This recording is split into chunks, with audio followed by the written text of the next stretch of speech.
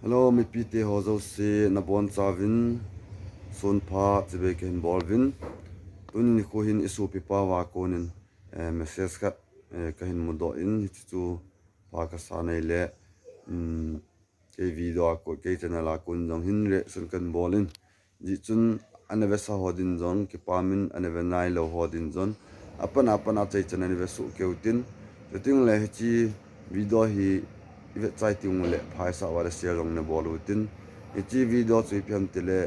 za ta kine pi ta kuki Inpi ho adinga message hi tuin chi video chu anime pan taute tu ni na kom uwa ka sainom chu hi le iti dan na Kuki Inpi headquarter in Central Unified Command adinga KSO headquarter ho angan siham ti chu hichi question chu he ai lo le Kuki Inpi headquarter in tua ichi piu gal hi to na nahi sau ham ka ti ta chu kanau ka sopi ka u ka pa ka nu ka pi athi dim set hi ta chu to na nahi sau ham ka ti ta chu kan wang chu e bolam tere to na ai lo le hichi military khat control na dinga chu KSO student ho nangan si chu ipi ki bo na ham I'm confused na chama discuss bol hi taw ngo brain thinking mind thinking ideology hoi ta nai ho for example Dr. Lam Tin Thang ka u hejang misau pu paulen lo haukip emale pa adang jong chu am ho to discuss bol lang decision la taw ngo na chama iti dana decision la wa to na nan so hi kan hichi ka sai na chu KSO kanoi si ja hi poi kalung set he I bolam tile KSO agan thei di chu ka dai lo pi chu KSO ho in student ho exam IPP SSC exam competitive exam IPP a boy pi chu la di ta so mo lang ka pa chat mo chu tu kum certificate aki har la ho IPP KSO pan ha al ha chu amo apan na chu di chu achula I ham te amo chu unified command nan PP le central force in gamvocha hol banga an hol kit ding jep ka an jep ka ding awang se kit ding e bon ham kitile KSO hi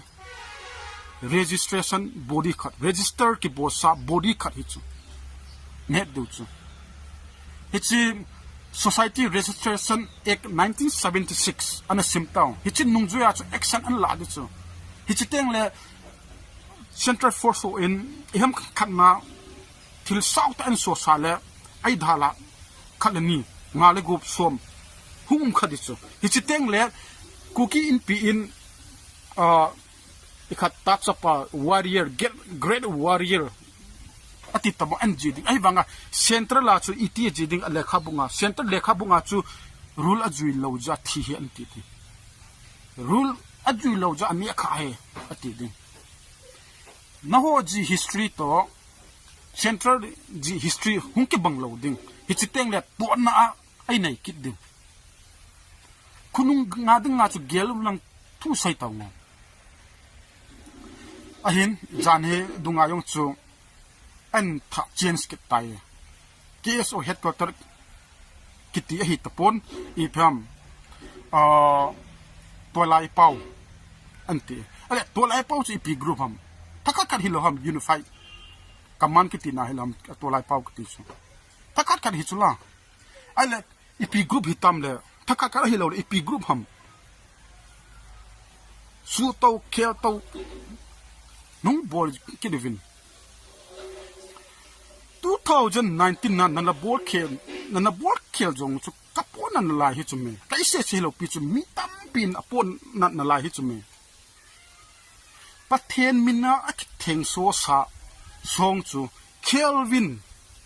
nati kidwa nampo na khel sao hichia chu Mipi in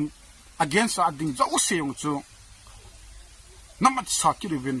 abang khale numai chapang gamla a janpung ko video selfie video an la ovin ai wat sa ovin hali soi hi chu kapot na lai he ancestral land na khel ovin dignity anaji ovin to ai central la hi ai lo le state le kha a hi Anglo Kuki war in defense of ancestral land akitipoy dignity at ticket ni isu kapot na ni dignity meaning jong ne hello ham khete dignity meaning kiti chu jana kiti chu ai ho in British to gali sadu chu British in ai jalo ja gali sadu ham hello pi chu ipa ipu gam hu na gal ki sat hi chu isu ipa ipu gam kiti chu sapa wa chu ancestral land kiti chu ni ancestral land in nei lo le hoi lai dignity in nei do ham dignity kit su jana kiti hi chu ichen ding ine ding mun nei lo in iti jana ki mudham iti dignity ki mudham hi chu hoyong chu kapon an lai chu me atua to na nan so sao hoita central force ho in hoita rule and juile kanaute kasopi te KSO hoyong chu lung se na ma kiding iki thopi zo lo ding iki thopi ki du le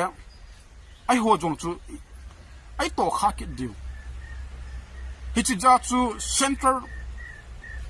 unified command na ti teng le registration ki bol lo village volunteer ho tapong chu amo chu ngai hi chu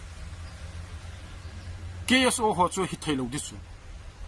sugan thei hi taw lu set mam ta chu KSO yo chu la lal taw chu duty na pi be lal momong taw chu mo chu I ham ta amon henge ta an to ki le VV ho to hu ki to ki lo di chu a chai ne le organization khat atha hu ki phut to ki di hi chu chu he sai khel le Kuki Inpi hon lu set ta nei ngai ta